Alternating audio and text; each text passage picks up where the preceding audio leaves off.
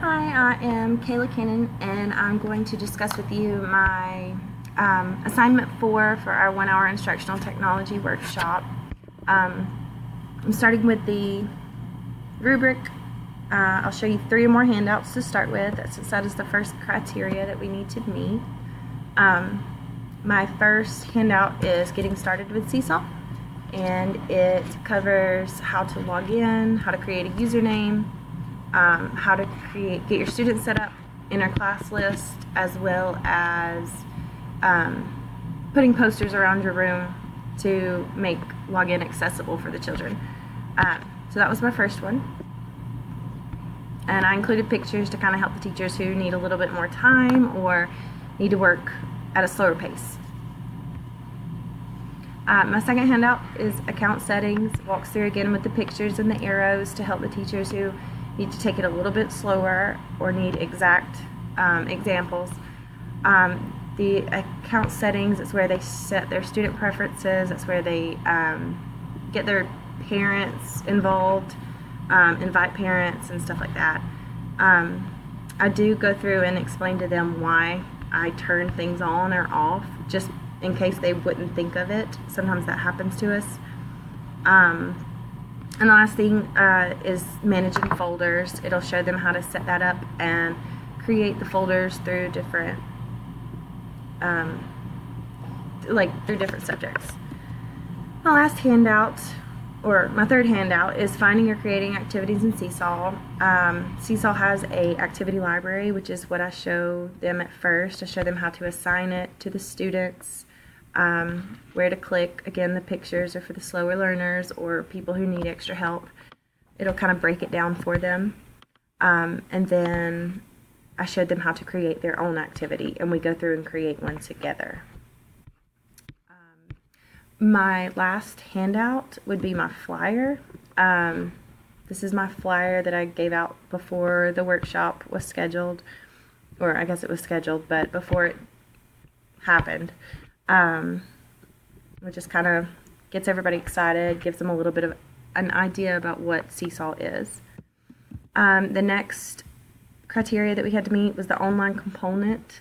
My online component, I created a website for Seesaw. I'll go through it really quick. The Seesaw workshop, I started out with an overview of video of what Seesaw is and how it helps the students. Next page I created was Getting Started. I embedded the document, or the handout 1, with the pictures, because this is a little less simple, but I will be doing this with them as we go. So I didn't feel the need to put the pictures on here. I just embedded the document where I had already included them. Next is changing settings.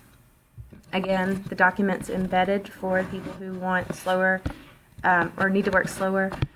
I will be going over all of the steps here and answering questions about other account settings that aren't included on this. Seesaw activities, again, how to create an assignment and how to access the library, and the handout is attached. I did one other tab, examples in class. I've been using Seesaw since day 1, and I've just got some really cool examples of how awesome it is to use in class. I've got parent comments that have been translated.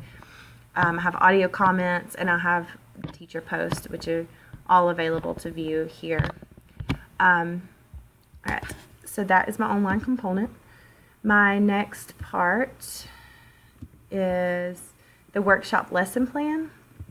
So my workshop lesson, I have put an overview of what the workshop's about, all of the ISTE standards that I cover in the workshop, the objectives. All of my handouts and flyers are connected, or have the connection with them. Have the link with them, as well as my site here. It's connected. I have the workshop agenda, and then it leads me to my evaluation instrument, which is next on the rubric.